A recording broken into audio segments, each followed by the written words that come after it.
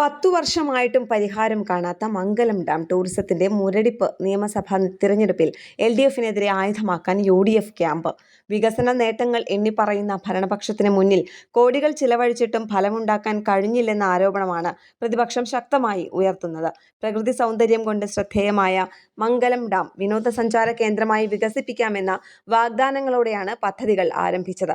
10 വർഷത്തിനിടെ ഏകദേശം 10 കോടി രൂപ ടൂറിസം വികസനത്തിനായി ചിലവഴിച്ചുവെന്ന അവകാശവാദങ്ങൾ നിലനിൽക്കുമ്പോഴും സ്ഥലത്ത് ഇതിൻ്റെതായ പുരോഗതി കാണാനാകുന്നില്ലെന്നാണ് വിമർശനം. വിനോദസഞ്ചാരികളെ ആകർഷിക്കേണ്ട സ്ഥലത്ത് ഇന്ന് അനാസ്ഥയാണ്. ഇവിടെ എത്തുന്ന സഞ്ചാരികളെ സ്വീകരിക്കുന്നത് പൊന്തക്കാടുകളും കാട്ടുപന്നിക്കൂട്ടങ്ങളുമാണ്. വലിയ പ്രചാരണത്തോടെ ആരംഭിച്ച അഡ്വഞ്ചർ പാർക്കും കിഡ്സ് പാർക്കും പ്രവർത്തനരഹിതമായി കിടക്കുന്നതും റോപ്പ് വേ, ബാലൻസിംഗ് ബ്രിഡ്ജ് തുടങ്ങിയവ യാഥാർത്ഥ്യമാകാതിരുന്നതും പ്രതിഷേധങ്ങൾക്ക് വഴിവെച്ചിട്ടുണ്ട്. 2020 ഒക്ടോബർ 22-ന് 4.76 കോടി രൂപയുടെ ടൂറിസം വികസന പദ്ധതികൾ നടപ്പാക്കിയതായി പ്രഖ്യാപിച്ച് ഉദ്ഘാടനം നടത്തിയിരുന്നു. അതിനു മുൻപ് 4.62 കോടി രൂപ ചെലവഴിച്ച് നവീകരണം നടത്തിയതായും കണക്കുകൾ വ്യക്തമാക്കുന്നു. ന്യൂസ് ഡെസ്ക് കേരള പ്രണാമം.